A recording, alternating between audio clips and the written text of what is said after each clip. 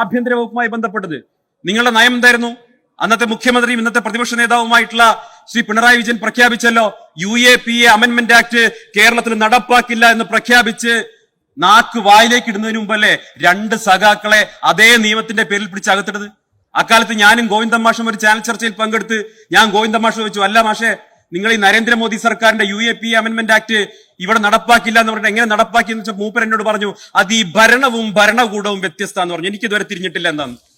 അത് അവരുടെ പാർട്ടിക്കാർ കൂടി തിരിയാത്തത് കൊണ്ടാണ് ഇത്തവണ തളിപ്പറമ്പിലടക്കം അവർക്ക് തോൽക്കേണ്ടി വന്നത് എന്ന് പറയാൻ ഞാൻ ആഗ്രഹിക്കുകയാണ്.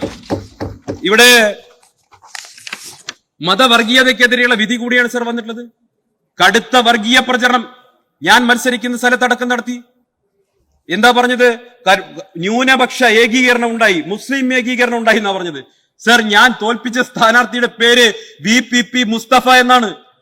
അവിടുത്തെ Muslim community Sandeep Warrier quote ചെയ്തിട്ടുണ്ടെങ്കിൽ അതെങ്ങനെയാണ് സർ മതവർഗീയതയാവുന്നത്? എന്റെ പ്രിയ സുഹൃത്ത് ജോയ് ഇവിടെ ഇരിക്കുന്നുണ്ട്. അദ്ദേഹത്തിന്റെ സമുദായം തവനൂർ മണ്ഡലത്തിൽ എത്രയാ ഉള്ളത്? മലപ്പുറം ജില്ലയെ വർഗീയവാദികളുടെ ജില്ല എന്ന് വിളിച്ചതാരാണ്? നിങ്ങളല്ലേ മലപ്പുറം ജില്ലയെ ഇതുപോലെ ആക്ഷേപിച്ചത്? അവിടെ ജോയ് എങ്ങനെ ജയിച്ചു?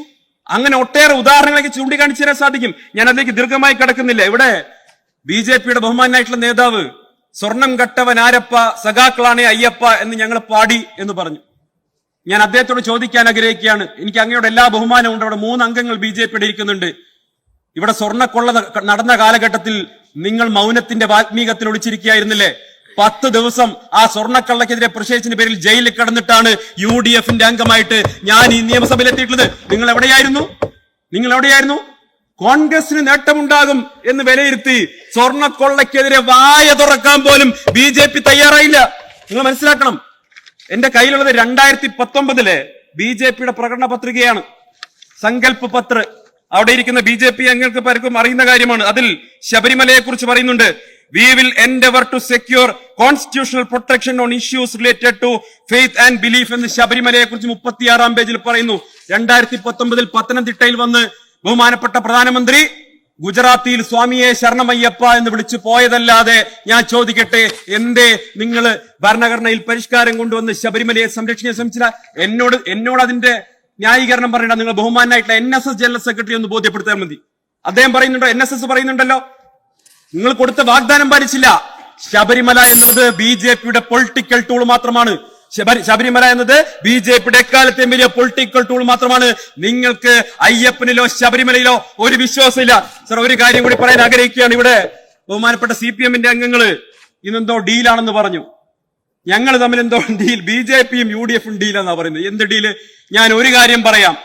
UDF സർക്കാർ ഒരു കാലത്തും BJPയുമായി ഡീൽ ഉണ്ടാക്കാൻ ഒരു പാലവും പണിയില്ല എന്ന ഉറപ്പ് ഈ കേരളത്തിലെ ജനങ്ങൾക്കുണ്ട്.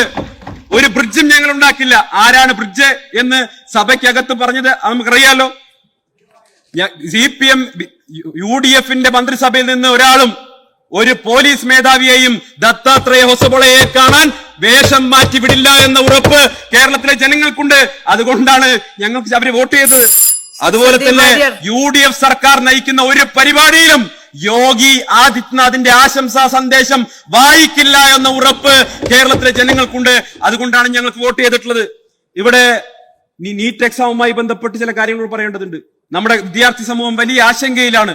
ബഹുമാനപ്പെട്ട കഴക്കൂട്ടം അംഗത്തെ വിളിച്ച് ആശംസ അർപ്പിക്കാൻ മനസ്സ് കാണിച്ചിട്ടുള്ള നമ്മുടെ കേന്ദ്രത്തിലെ വിദ്യാഭ്യാസ വകുപ്പ് കൈകാര്യം ചെയ്യുന്ന മന്ത്രി പക്ഷെ നീറ്റിന്റെ എക്സാമിൽ വിഷമം അനുഭവിച്ചിട്ടുള്ള അവിടുത്തെ ആത്മഹത്യ ചെയ്യപ്പെട്ട കുടുംബാംഗങ്ങളെ ഒന്ന് വിളിക്കാൻ പോലും മനസ്സ് കാണിച്ചിട്ടില്ല. പക്ഷേ ധർമ്മേന്ദ്രജി കഴക്കൂട്ടം അംഗത്തെ വിളിച്ച് ആശംസ അർപ്പിക്കുന്നത് നമ്മൾ കേട്ടു. ദയവ് ചെയ്ത് കഴക്കൂട്ടം അംഗം ഒന്ന് വിളിച്ചു പറയണം ധർമ്മേന്ദ്രജിയോട്, ഈ പണി പറ്റില്ലെങ്കിൽ ഒന്ന് ഇറങ്ങിപ്പോണം. ഇതാണ് ഈ രാജ്യത്തെ ജനങ്ങൾ ആവശ്യപ്പെടുന്നത്, കുട്ടികൾ ആഗ്രഹിക്കുന്നത്. എന്തായാലും കഴക്കൂട്ടം അംഗം കുട്ടികൾക്ക് മിഠായി വാങ്ങി ഇങ്ങനെ മേശപ്പുറത്ത് വെതറി കൊടുക്കുന്നത് കണ്ടു. സന്തോഷം. കഴിഞ്ഞ 10 വർഷക്കാലം അല്ല കുറെ വർഷങ്ങളായിട്ട് സ്വന്തം പാർട്ടി പ്രവർത്തകർക്ക് ഒരു കോലുമിഠായി പോലും വാങ്ങിക്കൊടുക്കാത്ത അംഗം നിയമസഭാംഗമായതിനു ശേഷം കുറച്ചൊക്കെ മനസ്സ് നൈർമല്യം വന്ന് മിഠായികൾ ഇങ്ങനെ മേശപ്പുറത്തെങ്കിലും ഇടാൻ തുടങ്ങിയല്ലോ. അത് തന്നെ നല്ല മാറ്റമായി ഞാൻ കരുതിയാണ്, ജനാധിപത്യത്തിന്റെ സൗന്ദര്യമായി കരുതുകയാണ്.